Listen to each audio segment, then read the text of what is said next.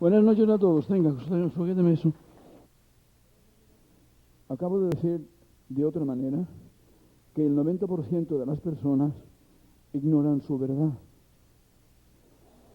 Que este 90% de las personas tienen su verdad, pero la tienen dentro, la tienen escondida. Por lo menos ellos mismos no la conocen, la ignoran. Cuando llega este caso que es tan corriente, debo confesarles que digo el 90% porque soy parco. No me gusta aventurarme con cantidades o promedios arriesgados, pero pudiera garantizarles que seguramente son el 99.9%. El 99.9% de las personas, cuando no buscan ayuda, cuando no encuentran un camino que haya sido preparado, que haya sido estudiado, analizado por los sabios, porque los sabios existen. Y la diferencia entre los sabios y los no sabios es que los no sabios trabajan en muchas cosas, menos en la sabiduría. Y los sabios son especialistas en conocimiento y estudian carreras para ayudar al prójimo. Sin duda ninguna, cualquiera ayuda al prójimo de diferente forma. Pero en cuanto a lo que tienes en la mente, en cuanto a lo que hay en tu mundo emocional, psicológico, psíquico, espiritual o místico, eso tiene que ser un psicoterapista. Y por lo tanto, este tiene que ser un sabio si tú quieres que te acierte. Y está lleno de sabios, porque hoy en día estudiar es muy difícil. En la mayoría de los casos hay personas, 99.9%, que en realidad, de verdad, genuinamente hablando, no están viviendo su vida, sino que realmente, en realidad, de verdad, genuinamente hablando, la vida los está viviendo a ellos. Porque qué duda cabe que comer y dormir y sobrevivir y buscar en el Miami Herald, en el Classified de un domingo, un puesto de trabajo y encontrarlo y meterte donde sea, donde te aceptan, porque a lo mejor vas a 1, 2, 3, 4, 5, 6 diferentes citas y en aquella te gustaría pero no les interesas.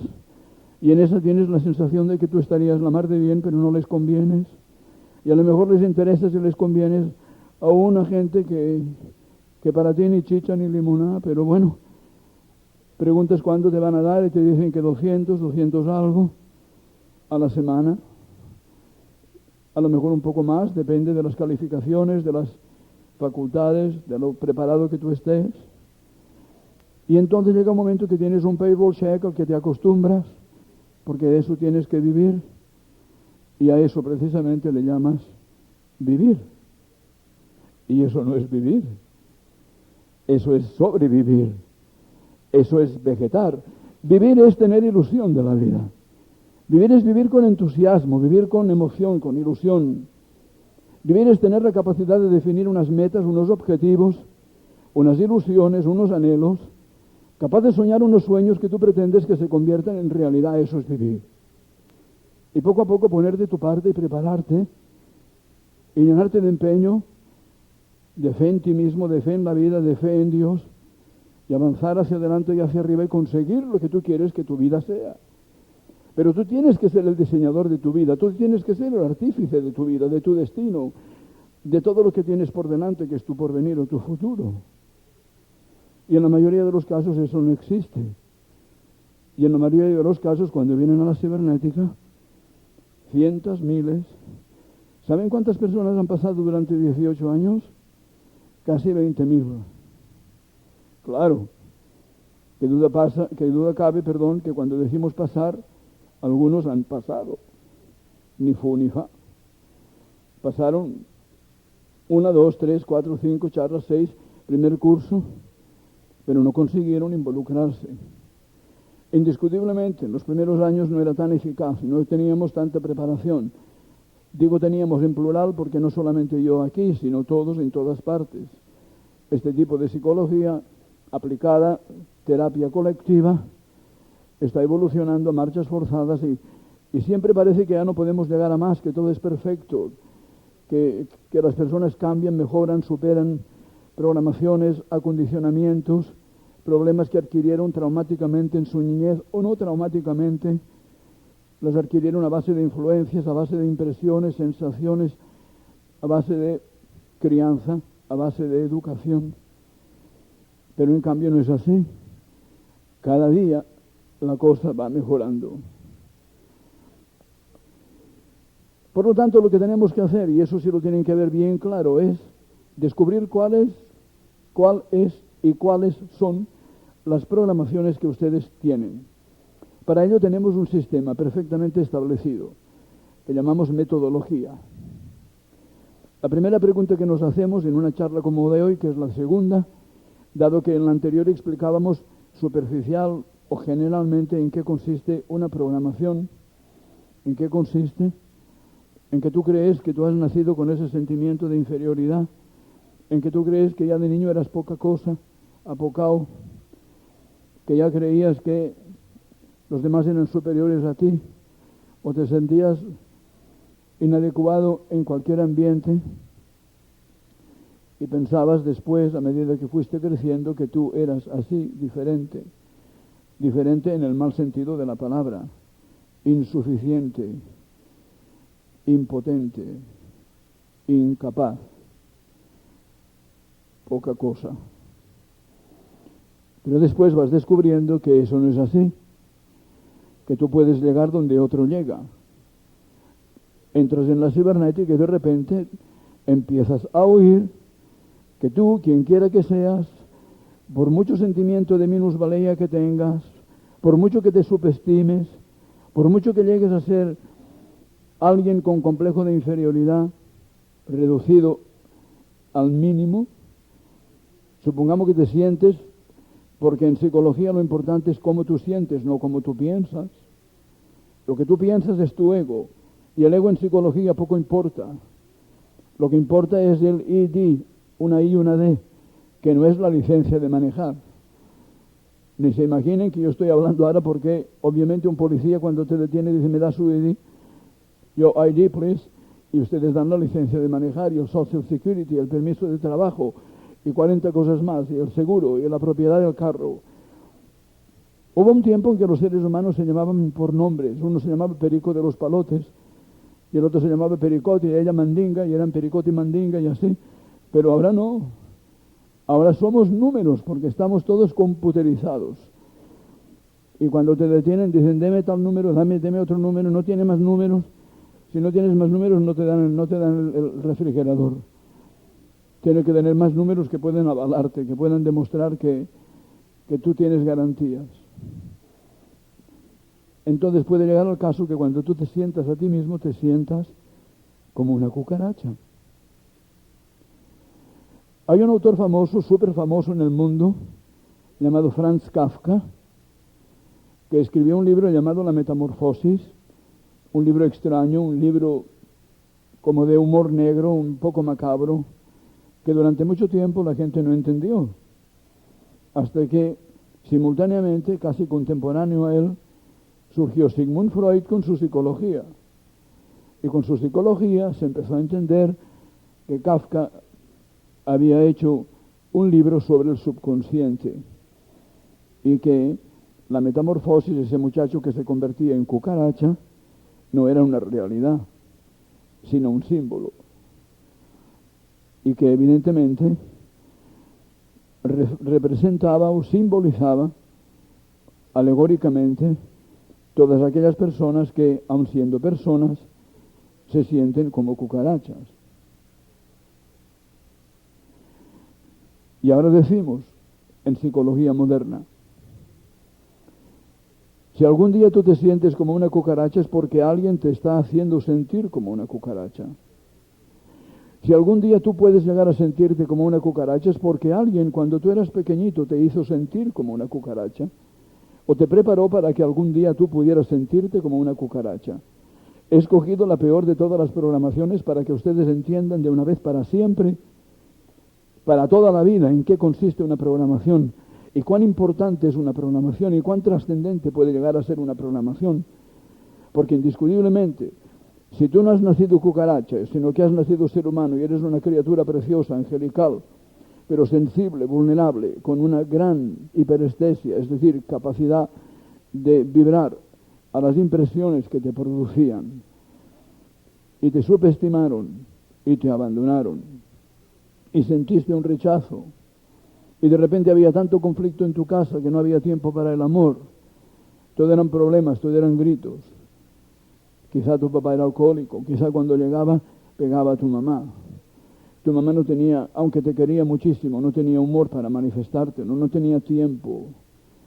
Porque estoy hablando de casos reales. Nunca imaginen que yo invento. Yo llevo 40 años trabajando terapias. Me sobran. De repente, este caso, la señora tenía que lavar, tenía que fregarla, lavar la ropa y después plancharla como podía y llevarla a la ciudad, porque ella vivía en un bohío. Y el esposo, pobrecito, tenía alcoholismo. Y cuando se alcoholizaba era tremendamente violento, extraordinariamente agresivo. De los 5 hijos, 4 crecieron con sentimiento de minusvalía, con complejo de inferioridad. El que yo pude tratar, desde luego se sentía como una cucaracha. Cuando uno se siente como una cucaracha, se comporta como una cucaracha. Cuando los demás ven que tú te comportas como una cucaracha, te tratan como una cucaracha. Y llega un momento en que, si te descuidas, hacen contigo lo que todo el mundo hace con una cucaracha. Si ahora de repente apareciera una cucaracha por ahí, muchos de ustedes, las señoras a lo mejor se encaramarían sobre las sillas o gritarían, pero siempre habría algunos salvos que haría así. ¿Verdad? Porque es lo que todos queremos hacer con una cucaracha, aplastarla. Y te aplastan si tú te dejas. ¿Ok? Vamos entendiendo ya por qué ustedes están aquí y por qué yo estoy aquí. Y por qué yo llevo 18 años aquí. Y por qué yo llevo 18 años aquí y ustedes están ahí. Y muchos de ustedes llegará el momento que cuando llegue el lunes estarán deseando venir. Y vendrán con fruición, con ganas de lo que ustedes llamarán cargar la batería, porque eso se ha hecho típico, esta frase. Cargan la batería y después regresan y dicen, bueno, ya el martes me dura, el miércoles me dura, el jueves empieza a bajar, el viernes ya, el fin de semana estoy para el arrastre. Y ya tengo ganas de que llegue la sesión para cargar la batería con la meditación y con lo que usted dice. Y eso es lo que debe ser, para que ustedes aprendan a cargar la batería y después a cargarse la batería solitos, sin que yo esté, cada vez que ustedes lo necesiten, y llegará el momento en que ustedes vivirán con las baterías cargadas, a todo tren, porque llegará el momento en que conseguiremos que las programaciones desaparezcan, y cuando la programación desaparece, ya no hay nada que descargue la batería. Y aquí estamos para eso, explicando la peor de todas las programaciones, porque es aquella que le produce al ser humano más peligro, más posibilidades de destrucción, lo que se llama anorreamiento en lenguaje profesional. Es decir, te van a desintegrar si tú te dejas. Pero lo maravilloso es que nadie nació cucaracha. Que la cucaracha se llama sentimiento de minusvalía. Y que el sentimiento de minusvalía se adquiere cuando tú eres niño. Todas las programaciones emocionales se iniciaron cuando tú eras niño, niña.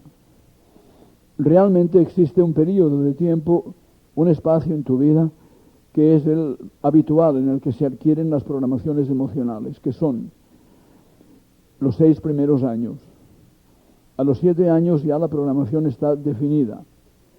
A partir de los 7 años las programaciones se intensifican o se adulteran, van variando de acuerdo a las experiencias que la misma programación provoca. Cosa que explicaremos con todo detalle. ¿Cómo surge un sentimiento de minusvalía? Surge por muchas razones. Recordemos, y eso sí lo tenemos que recordar, hoy lo vamos a explicar con toda claridad. Tenemos además incluso diapositivas para verlo con más claridad todavía. El niño durante los 6 primeros años no tiene capacidad de pensar correcta. bien lo sabemos, son divertidísimos porque dicen disparates, porque no coordinan, porque interpretan las cosas a su manera. Es muy difícil tomarse en serio el razonamiento o el juicio de un niño, porque sus ideas, sus pensamientos, sus nociones, sus conceptos son infantiles. En realidad, la razón por la que el niño no está todavía capacitado para pensar y en cambio está superlativamente capacitado para sentir, es que tenemos dos cerebros. Vamos a verlo de una manera gráfica.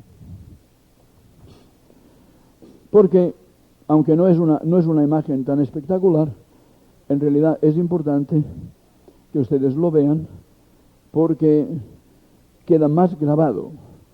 La fotografía que ustedes van a ver, dos fotografías que les voy a enseñar, son dos fotografías muy pintorescas, muy poco comunes. Porque aunque les estoy hablando del... Este es un efecto para producir un impacto. Entonces,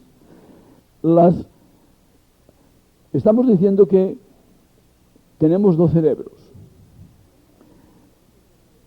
Cuando yo estudiaba la parte que me tocaba de fisiología del cerebro y de neurología, obviamente, no se decía que teníamos dos cerebros. Es decir, años y años, hace apenas 3 décadas, todavía no se decía que teníamos dos cerebros. Se decía que teníamos un cerebro y que este cerebro estaba dividido en dos lóbulos cerebrales, también llamados dicotiledones cerebrales. Cada uno de esos lóbulos cerebrales contenía un hemisferio mental. Es decir, que la mente era también una mente que estaba dentro del cerebro, y como el cerebro tenía dos departamentos, pues la mente tenía dos departamentos. En 1982, después de muchos años de estudio, de investigación, de comprobación, Roger Sperry, un extraordinario genio americano, que a la vez que es psicólogo, es fisiólogo cerebral, es neurocirujano, profesor de la Universidad de Berkeley. Él fue el que presentó una tesis afirmando que teníamos dos cerebros, que no es verdad que fuera un cerebro dividido en dos partes, en dos dicotiledones, sino que eran dos cerebros, que el hecho de que estos dos cerebros anatómicamente fueran tan parecidos, morfológicamente tuvieran la misma textura, el mismo tamaño, más o menos la misma forma, la misma densidad, el mismo peso, más o menos el mismo volumen, no significaba que en realidad esta analogía física, este parecido material, tuviera que coincidir con su dinámica, con su contenido mental. Un cerebro, pues, llegados ya a este punto, después que la tesis de Roger Sperry no solamente fue aceptada, no solamente fue reconocida, sino que además le valió el Premio Nobel 1982, Premio Nobel 1982, Roger Sperry, por su libro tesis The Right Brain, The Left Brain. Y desde entonces ya sabemos que tenemos dos cerebros, y esto nos ha ayudado mucho. Dado que todos ustedes han sido un embrión y cualquiera de ustedes pudiera haber sido el sujeto de esta fotografía, entonces ya saben desde hoy que ustedes tienen dos cerebros, y que el cerebro de este lado, que es el izquierdo, es el que piensa, y este es el cerebro que siente. Después le llamaremos racional, analítico,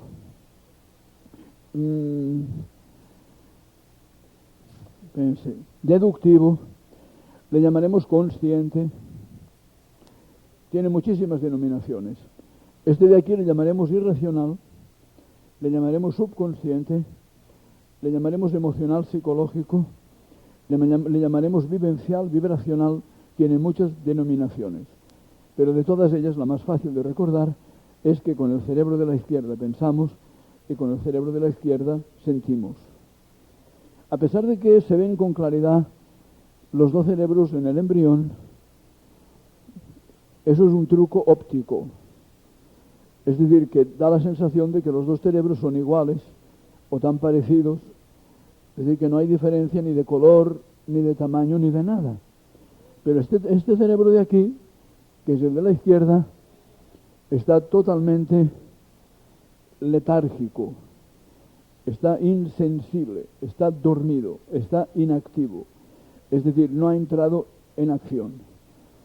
¿Por qué? Porque ustedes se imaginan si un niño fuera capaz de pensar, aunque solo fuera capaz de empezar a pensar, y que de repente empezara a pensar que qué hace dentro del vientre de otra persona. Saldríamos todos locos de azar. No habría quien aguantara eso. Es decir, el cerebro que piensa necesita aprender a pensar, necesita un proceso evolutivo de entrenamiento, de práctica, de desarrollo. El cerebro de la derecha, en cambio, debido a que es el cerebro que contiene los impulsos, las energías, las inducciones, entonces este es un cerebro que tiene ya desde el mismo momento de la concepción prácticamente todo su poder. Por eso cuando hemos dicho que existe una etapa en la que el niño se programa emocionalmente, no hemos dicho desde el momento del alumbramiento hasta los 6 años. Hemos dicho desde el momento en que nace. Y el ser humano nace biológicamente en el momento de la concepción. En el momento de la concepción y durante 9 meses de gestación, que corresponden al embarazo de la madre, el niño se puede programar. Mejor dicho, el niño se programa. Bien, mal, para mal, poco, mucho, intensamente, suavemente, pero todos los embriones, todos los fetos se programan durante la etapa claustral. Un niño puede, pues, en el momento del alumbramiento, del parto, salir programado de inseguridad, salir programado de sentimiento de inferioridad, salir programado de impulsos autodestructivos, salir programado de cualquier cosa. El genio que en Estados Unidos descubrió que esto era así, que los niños se pueden programar en el vientre de la madre y nacen programados correctamente, o la madre puede tener un disgusto, puede tener una etapa de alteración, puede tener un proceso de desmoralización y el niño en el momento del nacimiento ya está afectado psicológicamente. Se llama complejo claustral y recibe el nombre del médico, del genio, del gran estudioso que lo descubrió, que se llama Henry Murray. El mismo hecho, el hecho de que un niño se pueda programar, se llama complejo claustral en Estados Unidos y en Europa se llama acondicionamiento prenatal. Y quien lo descubrió, por su parte, por su cuenta, 4 años antes de Henry Murray en Estados Unidos, fue un gran sabio, un gran ginecólogo, psicólogo del desarrollo, developmental psychologist, de Colonia, en Alemania, llamado Hugh Schwartz. Es decir, que el complejo claustral de Henry Murray en Estados Unidos y el acondicionamiento prenatal de Hugh Schwartz en Alemania, en Europa, son lo mismo. A partir de este momento en que este cerebro puede empezar a sentir, a recibir vibraciones, indiscutiblemente que en el proceso prenatal, es decir, en el vientre de la madre, las recibe a través de la madre. Y eso no tiene nada de particular. ¿Por qué? Porque ustedes saben que el niño no puede respirar, dado que está flotando en un líquido que llamamos amniótico, dentro de un saco amniótico. ¿Cómo va a respirar? Entonces, ¿quién le proporciona el oxígeno? Que solo se consigue a través de la respiración. La madre respira por él y le proporciona el oxígeno a través del cordón umbilical. Nutrientes los recibe también, vitaminas, proteínas, todo lo que necesita para ir desarrollando su cuerpo. ¿Quién de ustedes no se ha quedado extasiado frente a un niño en el momento del nacimiento, después del alumbramiento, los 2 días, 3 días, estudiándolo y comprobando que no le falta ni una uñita, ni un pelito, que lo tiene todo, las cejas, las pestañitas, y estudias la criatura y dices, qué cosa más increíble, qué prodigio, qué portento es la creación de un ser humano, qué portento es la creación de todo, de cualquier cosa, qué portento es el Creador, qué portento es Dios. Y no puedes dejar de empezar a creer. y a creer con una religiosidad diferente de la que tenías antes cuando empiezas a entender el milagro de la vida. Cuando eso ocurre, cuando tú te das cuenta de que una criatura es una creación perfecta y acabada, entonces dices, ¿y por qué? En realidad nace completamente idiota, sin poder entender nada, sin comprender nada. Cuando empiezan a abrir sus ojitos, miran así, fijándose, quieren entender, quieren comprender, tienen una vida, y le llevará 7 años completar este proceso. Pero este cerebro no. Este cerebro siente la negatividad, siente la positividad, siente el rechazo. De la misma manera que la madre le iba proporcionando el oxígeno, proteínas, vitaminas, hierro, azufre, calcio, iba ya formando sus huesecitos con el calcio de la madre, iba creando todo su organismo, todas las diferentes vísceras de cada uno de los sistemas, sistema gastrointestinal que sale perfecto, sistema cardiovascular, su corazoncito con su sístole y diástole, la infinidad de venas, la infinidad de arterias, todas las venas, incluso las capilares alrededor de la epidermis, todo perfecto, todo impecable. ¿Se acuerdan que decían que no solo de pan vive el hombre? No solo de pan vive el niño. No solo de pan vive el feto. No solo de pan vive el embrión. En el momento en que la madre está gestando una criatura, no solo de pan la está gestando. Tiene que insuflarle su energía, su impulso, sus vibraciones, sus vivencias. Porque cuando decimos no solo de pan vive el hombre, queremos decir que vive de amor, que vive también de ilusiones, que vive de sueños, que vive de quimeras, pero necesita todo eso. Porque el ser humano es un compuesto de cuerpo y de alma. Es un compuesto de espíritu y materia. Y la madre está formando la materia y está formando el cuerpo, pero a la vez está alimentando un alma, está dándole forma a un espíritu. Y si la madre, por ejemplo, no quiere a este hijo, ¿por qué? Porque ha quedado en estado por accidente y empieza a pensar, Dios mío, y qué desgracia, y ahora una criatura en este momento en que estamos tan mal de situación económica, y en este momento en que nos llevamos tan mal que estamos a punto del divorcio, y en este momento, ¿qué haré con este niño? El niño que no entiende, el niño que no oye, el niño que no piensa, lo sabe, recibe que no es deseado, recibe que no se le quiere, recibe que se le rechaza. Y este niño será después en el consultorio de un psicólogo. ¿Para qué les voy a contar? Insuflarle a una persona el deseo de vivir y hacer que se respete a sí mismo y que se empiece a querer a sí mismo hasta el extremo de aceptarse, estimarse, valorizarse y respetarse, no es tan fácil. Empiezan a entender por qué las programaciones psicológicas son tan importantes, por qué en realidad no se puede tomar a broma, porque pensamos que somos una cosa y somos otra, y pensamos que estas personas que están en la droga, que están en el alcohol, estas personas que están en la autodestrucción es porque lo escogieron. No, señores. Yo he trabajado 9 años en las cárceles y he conocido todos esos casos de tú a tú, y nunca me ha fallado un solo caso, porque todos ellos habían sido acondicionados, y cuando venían las preguntas estratégicas ahí salía la realidad. No importa. A lo mejor ustedes están pensando en otras personas, algunos en sí mismos, en parientes, y dicen, mira, entonces todo lo que esta persona hace es por esto, todo lo que esta persona hace es por lo otro, y así van atando cabos y así vamos aprendiendo a vivir, que es lo que importa. Pero lo que importa en este momento es que yo les estoy enseñando la gravedad. Estamos empezando por los casos más graves, como es el sentimiento de minusvalía y la autodestrucción, para que ustedes sepan que si ustedes siguen en este curso, ustedes van a saber exactamente cuál es el misterio de la vida, y cuál es el misterio de la felicidad, y cuál es el misterio de la armonía, y cuál es el misterio de la alegría de vivir. ¿Por qué hay personas que están tan alegres de vivir y son tan positivos?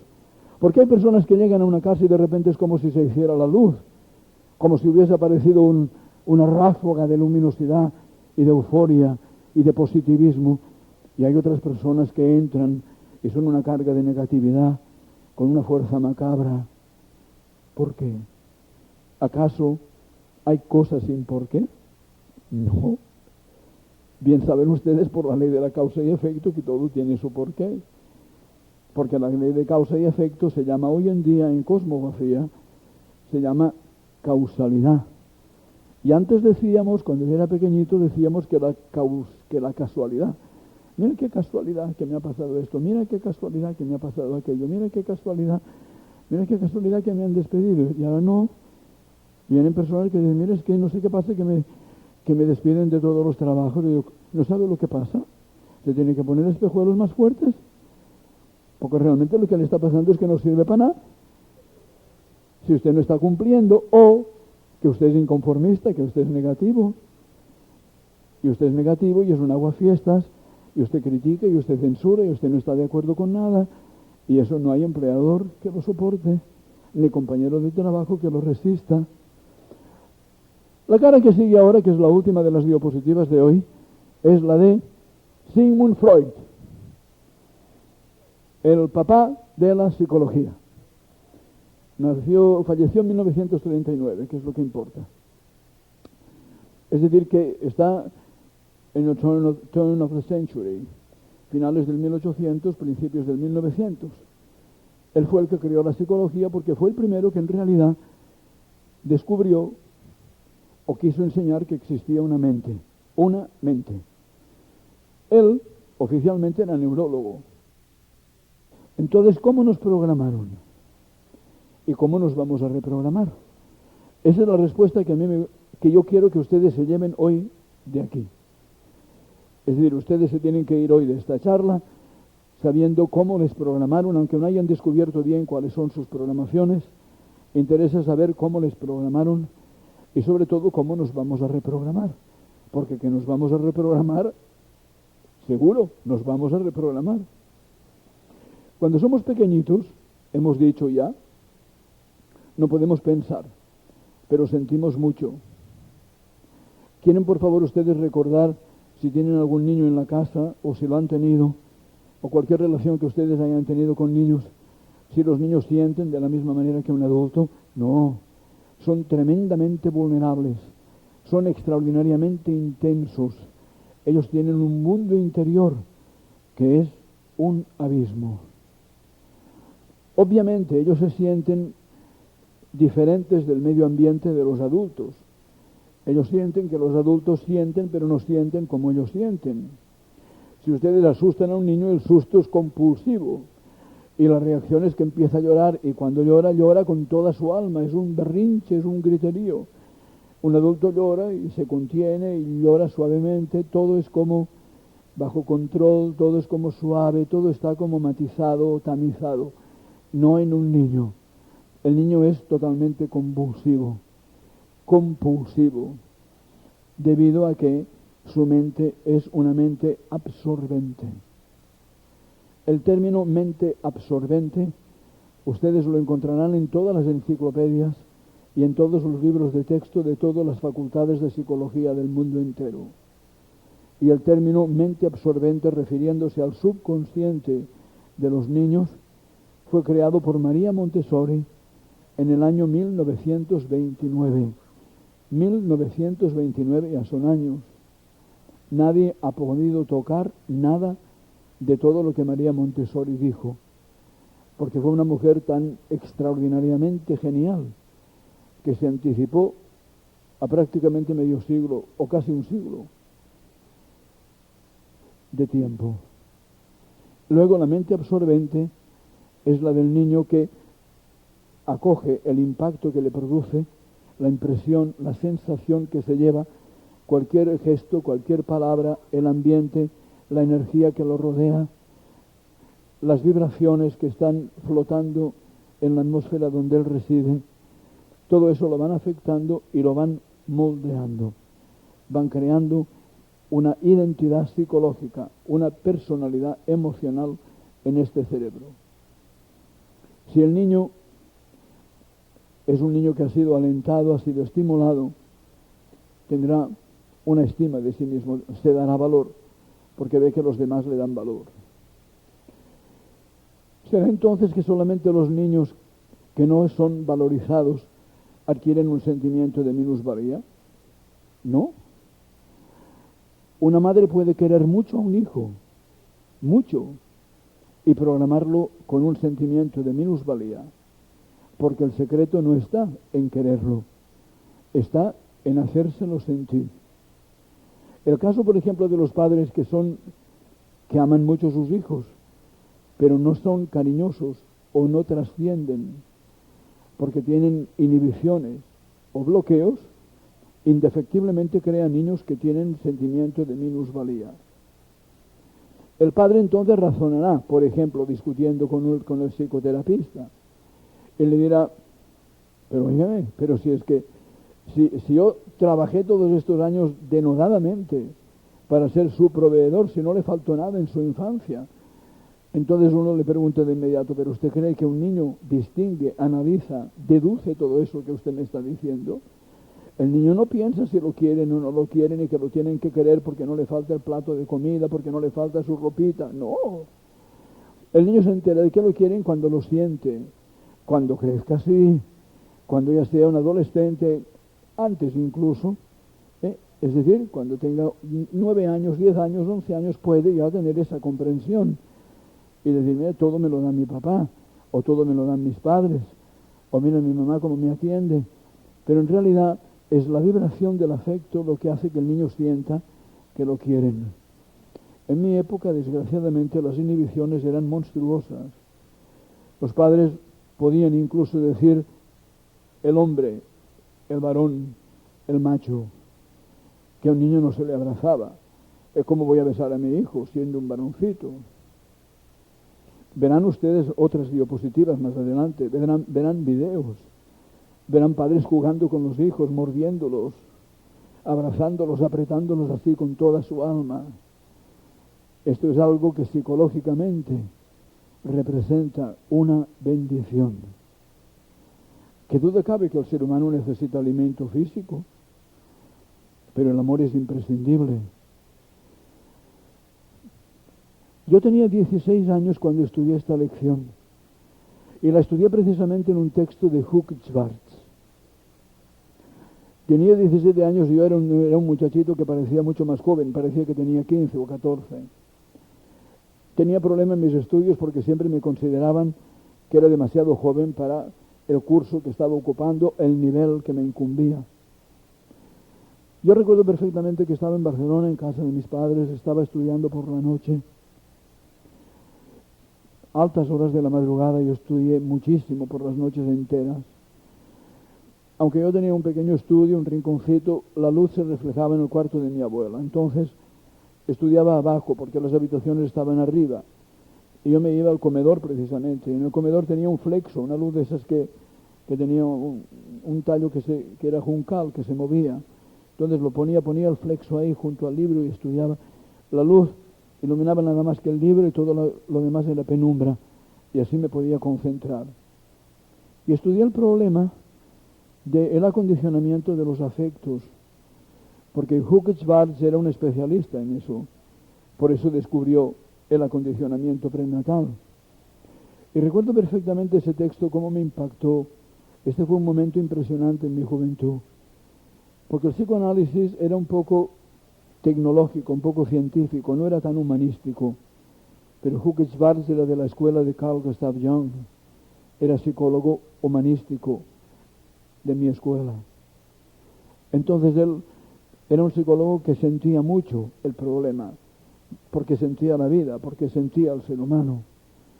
Y explicaba allí en qué consistía que el niño empezaba a encontrar su propia identidad cuando se sentía amado.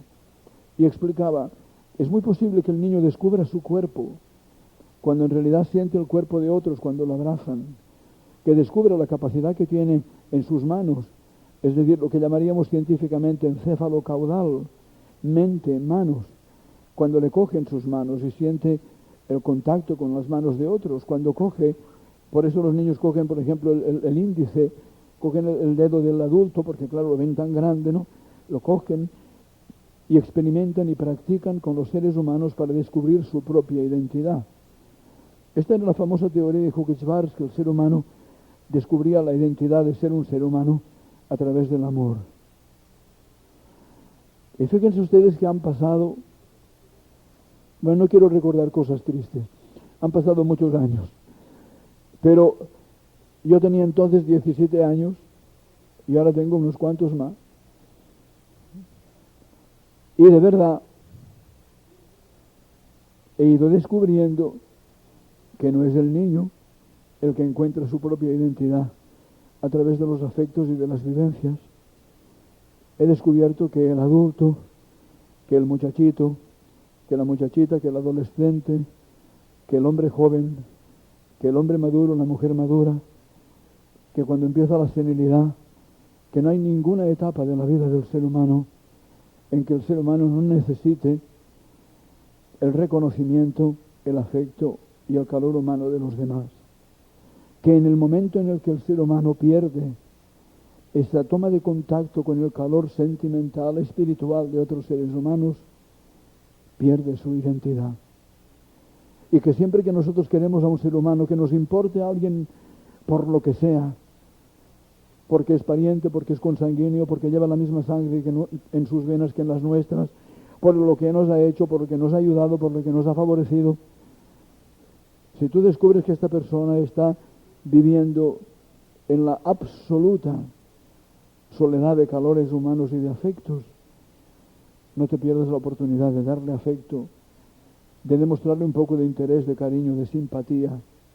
No necesitas hacer sacrificios, no tienes que mudarte con él, pero de tanto en tanto, llámalo, de tanto en tanto, hazle sentir que tú te preocupas por esta persona. Porque no solamente el niño en su etapa incipiente y funcional de crecimiento y desarrollo, sino el ser humano incluso en los momentos finales de su vida, la soledad espiritual no tiene comparación a ninguna otra espiritualidad.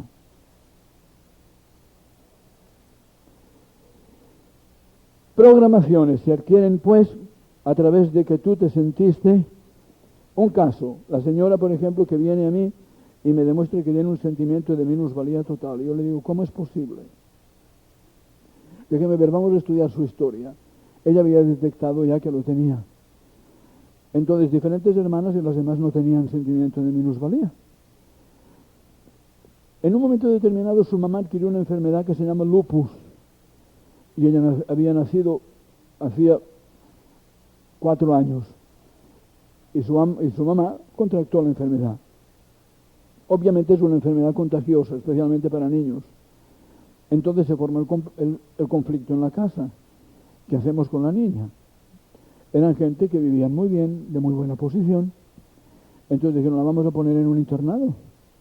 Se la queda tía tal, al papá no le gustaba mucho la idea de que se la quedara una hermana que no tenía hijos, que tal y que cual. Entonces, por fin, la pusieron en un internado. Era un internado carísimo, un internado de niñas aristocráticas, para que nos entendamos pronto. Y fue desarrollando un sentimiento de minusvalía que nadie notó. Cuando la iban a ver, cuando la iban a visitar, su mamá no iba, por su enfermedad. Y entonces ella le preguntaba a la abuelita o le preguntaba a la hermana mayor. Y le decía, ¿y por qué no mi mamá no viene a verme? Entonces le decía, porque está enferma, tú sabes que ella está enfermita. Ella no le querían contar que si contagiar, que tal, porque tenía 4, 5, 6 años, 7 años. Años que pasó en un internado, pasó hasta los 10 años estuvo en un internado. Pero yo sentía, y en su manera de preguntar se adivinaba, que se sentía como desterrada, que se sentía abandonada. ¿Y por qué ustedes pueden estar en la casa y yo no? ¿Y por qué somos todos niñas aquí que no podemos estar con nuestros padres?